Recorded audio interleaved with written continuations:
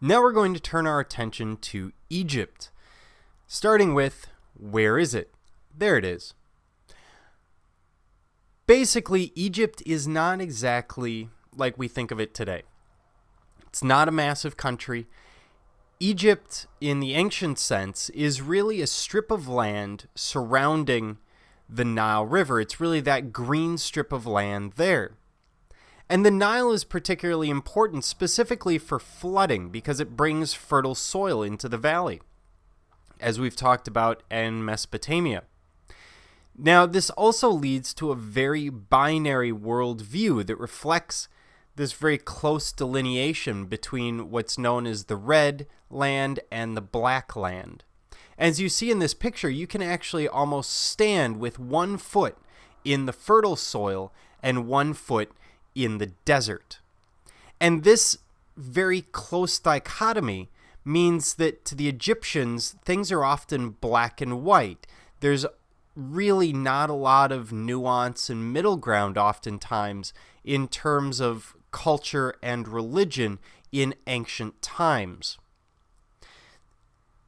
Now, most of these shores at the time of the ancient Egyptians would have been lined with thick papyrus marshes, which create a transition zone between the land and the water.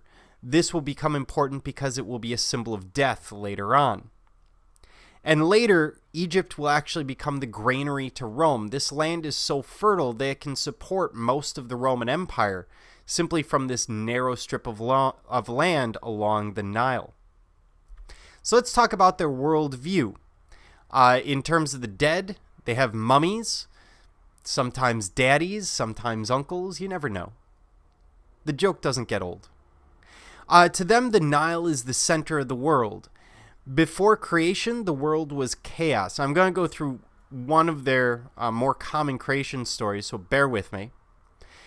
To them, the creator god sprang forth from chaos and masturbated, creating 2 gods, Shu and Tefnut.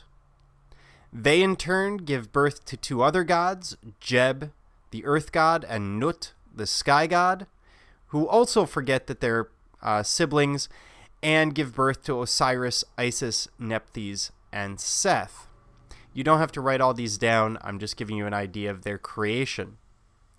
Osiris is a symbol of the ordered world, and he ruled Egypt. Seth is his antithesis, sort of like God and the devil in Christian terms. So Seth is chaos.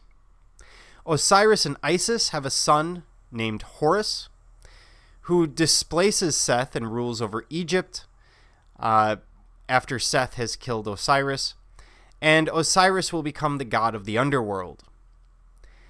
Horus, now this is extremely important, when the pharaoh is alive, the pharaoh is Horus. He does not represent Horus, he is not a priest of Horus, he is the living embodiment of Horus. He is Horus.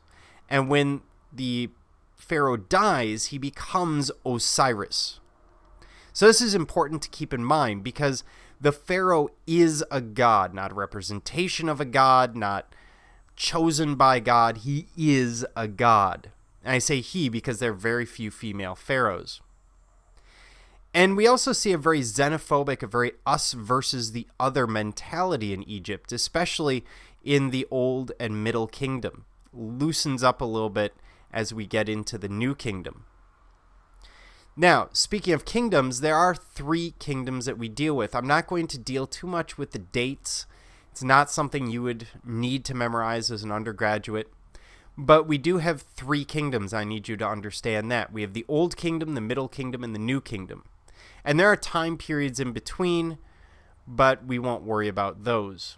In the Old Kingdom, we have strong pharaohs. There is trade with their neighbors. There is polytheism.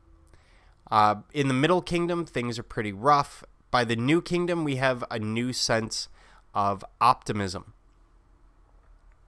Now, before that, we have what's known as the Unification. So around 3100 BCE, the Predynastic period will come to an end with the unification of Upper and Lower Egypt under Narmer. We used to have Upper and Lower Egypt. Upper Egypt is named Upper Egypt because it's geographically higher than Lower Egypt, even though it doesn't make sense because the Nile flows from south to north, and for some reason that throws off American students. Now, Narmer wasn't the first. We know of another pharaoh who unified Egypt before him, but we only find him in one reference by name, and that's the Scorpion King. Not that Dwayne "The Rock" Johnson and his horrible CGI actually existed, but there was a king referred to as the Scorpion King prior to.